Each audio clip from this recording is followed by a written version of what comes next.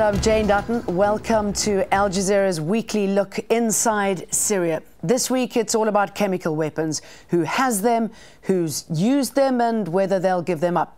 The Russians and Americans have agreed on a plan to eliminate the Syrian government's arsenal of chemical weapons. It is hoped this deal will avert a US strike on Syria. Now, let's remind you what started this international drama. It was a double attack on opposition-controlled areas of Ghouta on the outskirts of Damascus on August the 21st. Human Rights Watch says its investigation found evidence that a nerve agent, most likely sarin, was dropped on the area using surface-to-surface rockets. It seems clear that dozens of people died, but the exact number is very much in dispute. A US intelligence report puts the number at 1,429, but most other sources say it is much lower.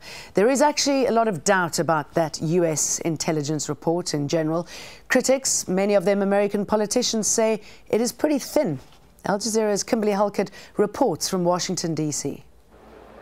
Matthew Ho is a former Foreign Service officer and captain in the U.S. Marine Corps. He was also the first United States official to resign in protest over the Afghan war.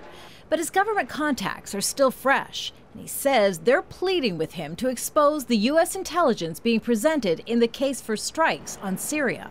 The intelligence that's being presented, what little actual evidence is being presented, is cherry-picked. It is misleading. It is not completely thorough. There are other evidence that contradicts what we're being told. What the American people are being told is that we know the Assad regime was responsible.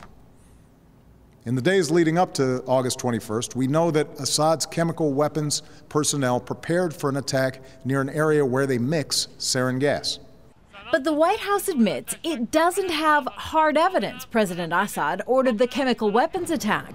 It's a concern for U.S. lawmakers like Darrell Issa, who has been in security briefings with top-level officials, including the Director of National Intelligence, James Clapper. When asking specific questions about evidence that should be available, Director Clapper did not have the answers to that, if you will, the evidence, but told me that they are still in the process of developing it. Clapper's credibility has been questioned before. He's admitted he once gave false sworn testimony to Congress about whether the National Security Agency was eavesdropping on Americans. Congressional briefings on the number of people killed in the August gas attacks may also be incorrect. When asked about the accuracy of the numbers, congressional sources report that administration officials told them they couldn't be sure. But Republican Senator John McCain, who's been pushing for U.S. intervention in Syria for years, has also been a part of the classified security briefings. He told Al Jazeera there's much more evidence against Assad that has not been made public. But what has been released, a map, activist internet videos, and a 4-page government assessment, is lacking in substance, according to this Middle East analyst. In all of the crucial points, it doesn't go to our information indicates that or says that. It says our assessment is that. So that tells me that there's at least more than one interpretation within the intelligence community on many of the crucial facts. But the Obama administration is acting as if it has no doubts. It's telling the American people it has the evidence. It just doesn't have to release it. Kimberly Halkett, Al Jazeera, Capitol Hill. The UN report on the attack on Ghouta is expected to be released on Monday, but while it'll likely prove chemical weapons were used, it'll not assign blame. However, while the US has appeared to make up its mind that it was the regime, the Russians have the opposite theory. Russia's President Vladimir Putin wrote this in an opinion piece for the New York Times newspaper. No one doubts that poison gas was used in Syria, but there's every reason to believe it was used not by the Syrian army, but by opposition forces to provoke intervention by their powerful foreign patrons who would be siding with the fundamentalists. Reports that militants are preparing another attack, this time against Israel, cannot be ignored.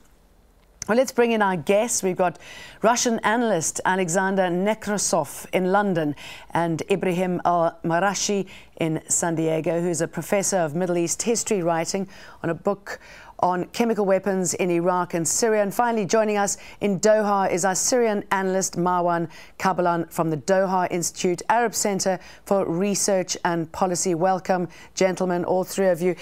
Ibrahim, two very different views here. We know clearer as to who might have been behind this August attack. Obviously, we're all waiting on the Monday report by the UN. Is this going to give any clarity at all?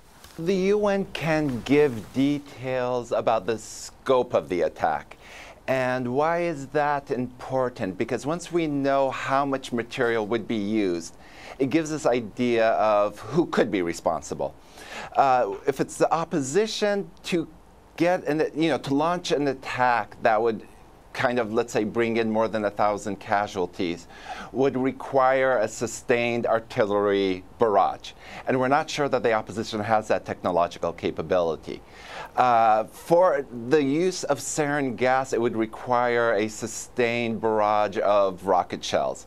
And that would then likely put blame on the Syrian state. But nevertheless, it won't prove the chain of command, whether this was an action taken as a discretion by a field commander or whether it was ordered by somebody within the Syrian government itself. But how much information is already out there? Because there is a lot of doubt expressed by many US politicians that the information that's already out there is being cherry-picked to prove their case.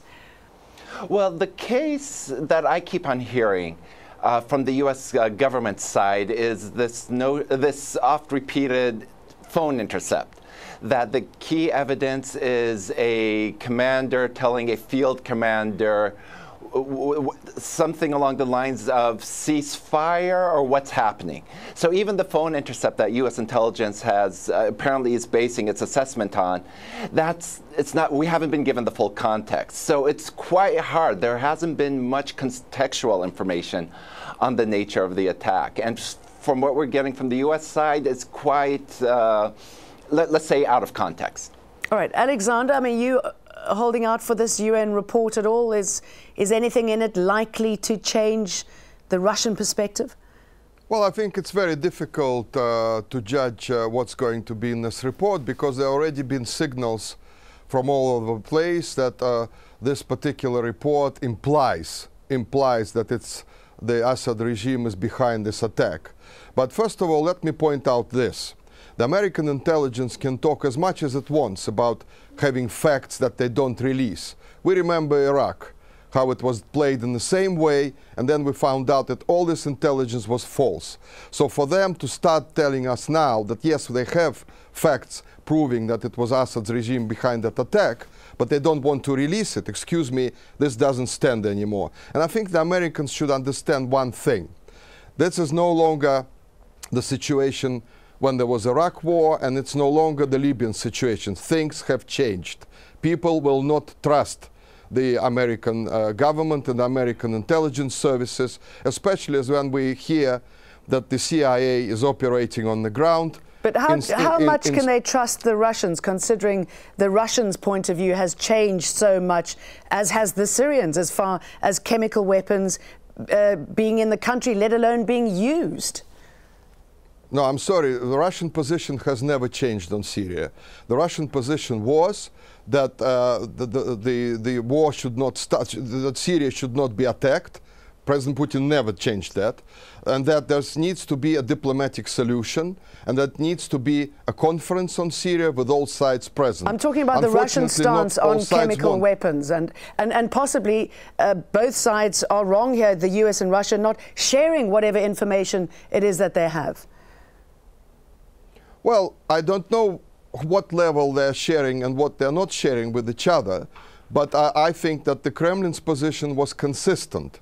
Whereas if we are talking about the information about the chemical weapons arsenals, well, it was up to President Assad and his people to reveal those facts. You know, Russia can't just, press everybody and demand everything to be revealed. It was for them to do it. But what I do know is that Foreign Minister Sergei Lavrov traveled to Damascus many times, and he did talk to the Syrians and to the top leadership, and he did mention to them that it would be better to become flexible, it would be better to make compromises, and so on. So you can't really say that Russia didn't do its job even before this initiative.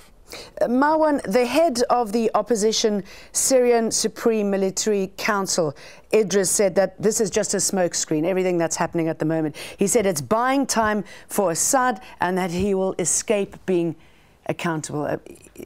Do you agree with this? Well, do you think he has some grounds for that argument? Frankly, this is not the sort of argument that most Syrians actually would like, to hear, because Syrians have been dying with different military means, chemical or other means, for the past 30 months, and most of them actually would like to see more by the international community, especially the Russians and the Americans, who managed over the past few days to have this deal on disarming the Syrian regime from its arsenal of chemical weapons. So most Syrians are asking this question: if they could actually agree on this very complicated issue, how can't they agree on putting more pressure on all sides, not only on the regime, in order to have a political process started, in order to have the killing stopped, in order to have a ceasefire. There have been several reports of chemical weapons attacks in Syria by both sides over the last few months. The Syrian government says 31 people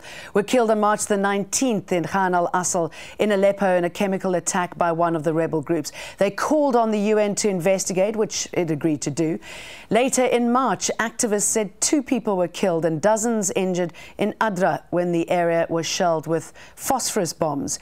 In April, activist groups reported a chemical attack in the Sheikh Maqsood area of Aleppo. They said 4 women and children died.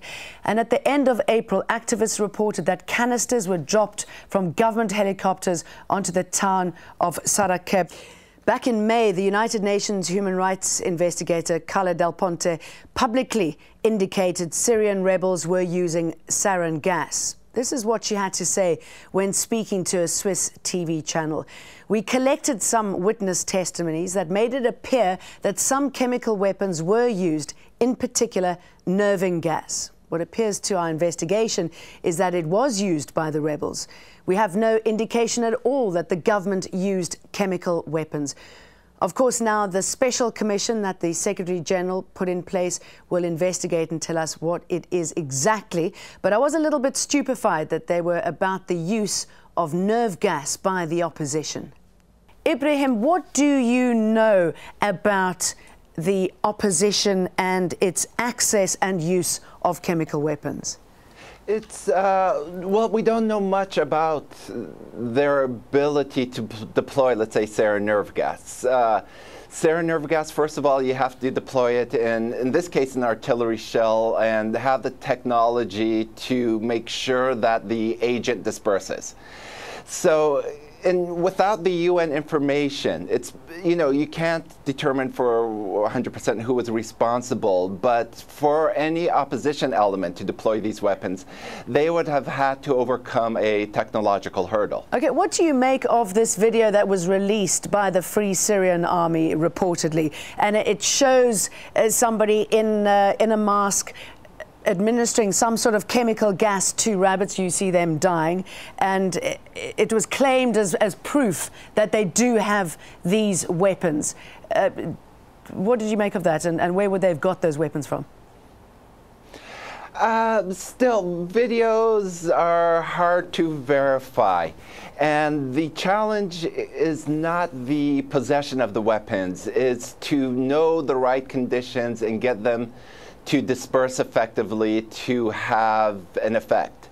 Having said that, on the other hand, these weapons, even without dispersing effectively, simply cause a fear factor as well. So you have the technological hurdles, and even if those aren't overcome, regardless which side uses it, it's not so much about the military capabilities of these weapons, which are horrific, but the mere fact that when rumors begin that these weapons have been used, they also cause panic among the target of these munitions. Alexander, if, as Russia believes, the opposition is using chemical weapons against its own people, why has nobody stepped in until now? Why hasn't there been an outcry about this? Well, first of all, Russia presented a 100-page report at the G20 summit with its conclusions that the rebels might have used these chemical weapons in the previous incidents, and nobody paid any attention to it. All the Western media showed some 4 pages produced by America, France, and Britain, saying that they think it was the Assad regime, and nobody paid any attention to the Russian report at all, which was very strange. And also, I think, and also, by the way, there were reports about people being caught on the Turkish border with Syria carrying poisonous components with them into Syria. So that, again, everybody ignores. But I think that Mr. Putin was quite right in saying, what would be the logic behind President Assad using chemical weapons in a way that will implicate him? So what we're hearing now is that the artillery shells came from the government-controlled area of Damascus, flew into the areas under the control of the rebels, and people were killed. Now, what would be the point of organizing such an attack when UN inspectors, by the way, were in Damascus at the time to basically do what? To cross the red line, to basically say to the West, I've done it, let's see what you're going to do. No, it doesn't work like this, during the war. And it doesn't work when people say, well, there might be a renegade colonel or something who used those weapons against the rebels on his own accord. No, it doesn't work like this. These things are not used just because some sergeant decided to do that. So it just doesn't make sense. Okay, let me to use them. Join Marwan, if I may. I mean, why would Assad, and I know you know the man and the way he operates, why would he hand over chemical weapons if he strongly believes that the Syrian rebels have chemical weapons of their own? Wouldn't that put him at some sort of disadvantage? Well, I guess he was trying, by handing over these chemical weapons, try actually to avert the military strike by the United States. I think that was one way of appeasing the Americans, who, I mean, Assad, knows for sure that the Americans, they only care about his arsenal of chemical weapons. This has been the talk of the Americans over the past couple of years. I mean, this is the only thing that they care about in the Syrian conflict, because, as I said earlier, Syrians are getting killed every day. We have every day between 75 and 150 people are getting killed with chemical weapons or other means. I mean, when people get killed by chemical weapons, it doesn't make them more, let's say, valuable to their country compared to where they are getting killed by by machine guns, let's say, or by artillery or by warplanes. I mean, people are getting killed, by using different weapons. But now, actually, what we know is that the Russians, the Americans, they believe that this is something that shouldn't be repeated, and this is why we have the pressure on Assad in order to give to hand over his chemical weapons. They fear for the Americans, they fear for Israel, they fear for their allies in the region, like, for example, Jordan, Turkey. They fear that the Syrian regime, under certain conditions, might be using these chemical weapons against these countries. So this is why they stepped in. And one more reason, of course, for the Americans, that was their red line. That was the magic word that has been actually spelled by President Obama last year when he said, if Assad uses chemical weapons, that means he is crossing the red line. Let's talk a little bit more about his chemical weapons. Now, the French government has estimated Syria's chemical weapons arsenal at more than 1,000 tons. The weapons are held at 5 main storage and production sites, although analysts say they have been frequently moved around. Facilities in Palmyra and Latakia produce sarin and nerve gas. Bases in Homs, Hama and at Al-Safir near the Turkish border produce nerve agents such as tabun. Ibrahim, I'm going to come back to you again off this. It's not going to be an easy task, is it? Firstly, getting these weapons, there's a deadline now to announce how many there are, let alone disarm them. Well, if Iraq is any indication, this is a difficult process. Number one, you have to agree about the team of the inspectors.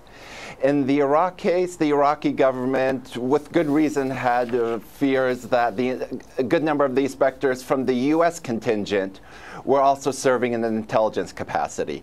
So there'll be a question of the composition of the team, and then what sites can be inspected. So you mentioned those sites, but let's say, will a research and development site that has kind of dual use purposes, scientific purposes, will that be searched?